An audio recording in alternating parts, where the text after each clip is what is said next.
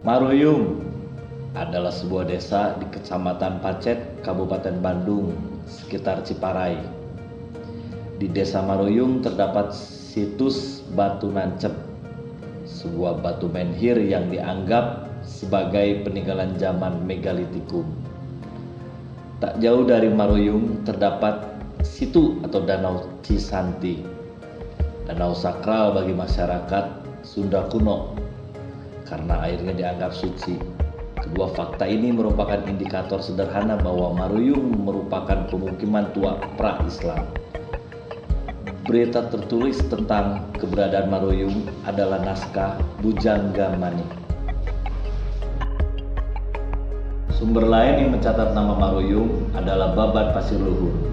Diceritakan bahwa penguasa Pasir Luhur, Adipati Kandadaha, memiliki 25 putri dan hanya seorang yang belum menikah. Di antara para menantunya yang berjumlah 24 itu, beberapa berasal dari daerah Priangan, seperti Sumedang Larang, Maruyung, Karawang, Kuningan, Imban Negara, Limbangan, Limbanganten, dan Ukur. Babat Pasir Luhur sendiri diduga merupakan historiografi dari sebuah pantun Sunda berjudul Banyak Catra. Salah satu judul pantun yang tertulis dalam naskah Sang Hyang Siksa Kandang Karesian tahun 1518 Masehi. Banyak Catra yang menikahi putri bungsu Adipati Kandadaha kelak menjadi Bupati Pasir Luhur penggantinya dan hidup di abad ke-15. Maruyung berdekatan dengan Pabuntelan, daerah yang sama-sama tua. Nama Pabuntelan tertulis dalam naskah Punika Sajarah Sadaya Kang Tedak Saking Kanjeng Nabi Adam. Disebutkan dalam naskah itu bahwa Pabuntelan merupakan tempat bertapanya Ki Lembu Alas dan Nyi Pucuk Umun, putra-putri Ki Palikamora dari Dewi Bancang Larang dan Dewi Tejawangi selama 7 tahun 7 bulan. Pabuntelan juga merupakan daerah asal Dewi Merti, putri Sang Hyang Dampal yang diperistri oleh Prabu Lingga Pakuan di Pajajaran. Putra dari pasangan Dewi Merti dan Prabu Lingga Pakuan bernama Uyang Ngalaga yang kelak menjadi bupati pertama Tatar Ukur dan bergelar Prabu Pandaan Ukur.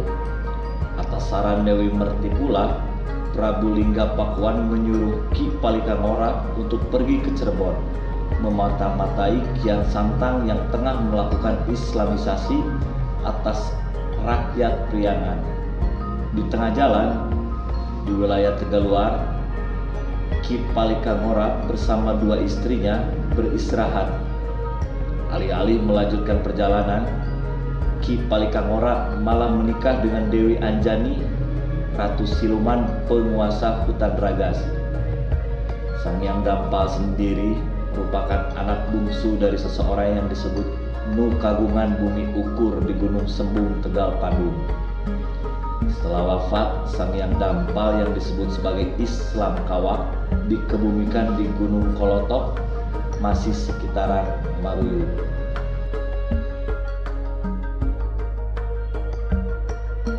Setelah Prabu Lingga Pakuan wafat, Dewi Merti pulang kembali ke Pabuntelan, tanah leluhurnya, dan menikah lagi dengan putra dari Sang Hyang Jampang.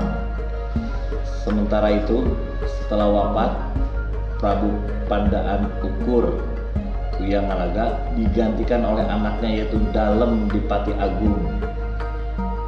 Oleh Dipati Agung, ibu kota Ukur yang semula di Tegal Mantri lantas dipindahkan ke Pabuntelan mengikuti saran sang nenek Dewi Merti. Kata Pabuntelan juga tersurat dalam naskah Sang Hyang Siksa Kandang Karesian sebagai salah satu tempat yang disucikan.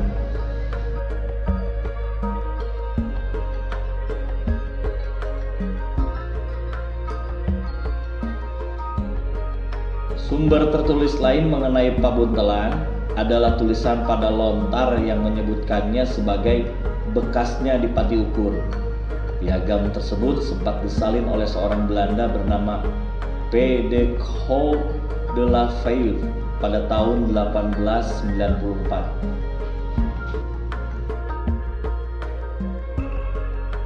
Setelah wafat, Dipati Agung digantikan oleh menantunya, yakni Dipati Ukur alias Raden Wangsanata yang berasal dari Jambu Karang. Dipati Ukur ini kelak bersama rakyat Ukur dan Priangan diperintah oleh Sultan Agung Mataram untuk menyerang kota Batavia, markas VOC, tahun 1628. Bersama-sama pasukan gabungan Mataram pimpinan Tumenggung Bahureksa, Bupati Kendal, karena gagal menjatuhkan Batavia, Dipati Ukur tak melapor ke Mataram melainkan kembali ke Tatar Ukur bersama para pengikutnya.